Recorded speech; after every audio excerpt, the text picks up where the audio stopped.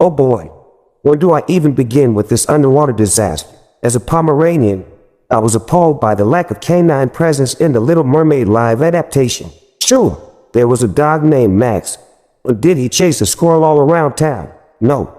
Very disappointing indeed. Now, let's dive into the horrors of this film.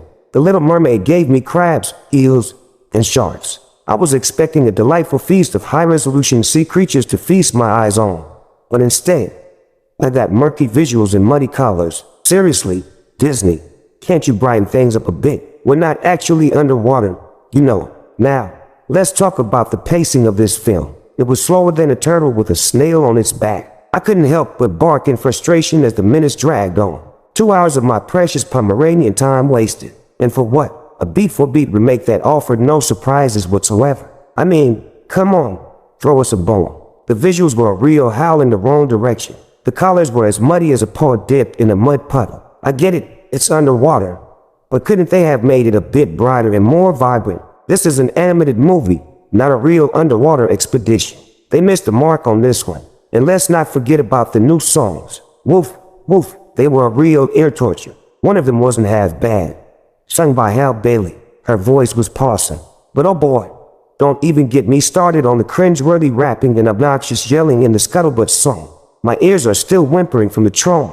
It was like being trapped in a room full of squeaky toys during a thunderstorm. The incessant barking and yelping pierced through my delicate Pomeranian ears like a dog whistle on full blast. I couldn't help but tilt my head in confusion, wondering if I had stumbled into a canine karaoke contest gone wrong. It was as if someone had unleashed a pack of howling hounds, and they were all vying for the title of the loudest and most irritating bark. Trust me, my fellow doggers, it was a noise pollution nightmare that left me yearning for the sweet serenade of a harmonious doggy choir instead. Let's not forget the nightmare-inducing creatures like Flounder, Sebastian, and Scuttle. These abominations were nightmare fuel, especially Scuttle, who thought it was a good idea to make these characters as lifelike as possible. I don't want to see a realistic talking crab with creepy eyes. And to make matters worse, Scuttle was voiced by Aquafine. I never understood her appeal, and her voice just adds to the misery.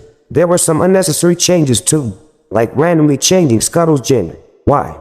Just why? If you're going to make changes, at least give us a new story or interpretation. But no, they stuck to the same plot with a few filler additions. It's like they couldn't decide whether to be faithful or innovative. Now, don't get me wrong, little kids will probably enjoy this movie. They love anything colorful, whimsical, and filled with music. But if your kids are a bit older, they might struggle to sit through this tedious remake. The pacing is slow, and the story lacks excitement. Trust me, there are way better things they could do with their time, like going outside and touching some grass, as the kids say, or like chasing their tails in endless circles or embarking on epic sniffing expeditions. Instead of enduring the tedious remake of The Little Mermaid, they could be out in the great outdoors, frolicking through fields and meadows, with the wind ruffling their fur and the scent of adventure filling their nostrils. They could be digging for buried treasures in the backyard, unearthing long-forgotten bones and burying their favorite toys for future archaeological discoveries.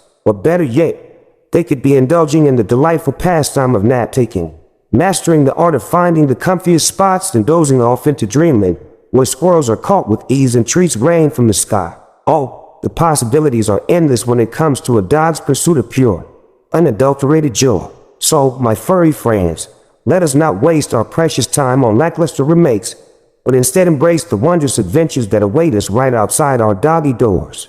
In the end, this movie is like a chewed-up squeaky toy. It might entertain the little pups who haven't seen the original animated version, but for the older ones, it's a yawn fest. It's just another cash grab remake that drains the life out of beloved classics.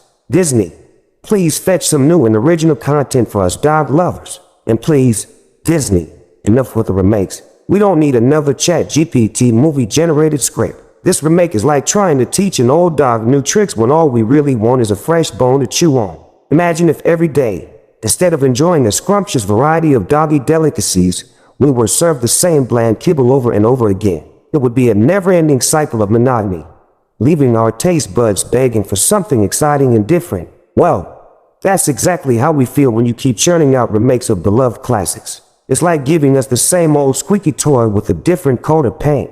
We long for original stories that wag our tails with anticipation, where new characters can steal our hearts and leave a paw print on the cinematic world. So, Disney, let's bury the bone of remakes and dig up a fresh tale that will make us bark with delight. It's time to unleash your creativity and fetch us something truly awesome.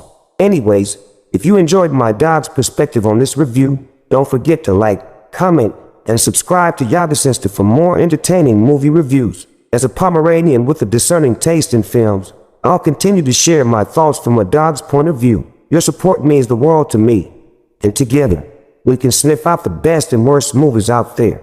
Stay tuned, my fellow cinephiles, and keep those tails wagging. Woof woof.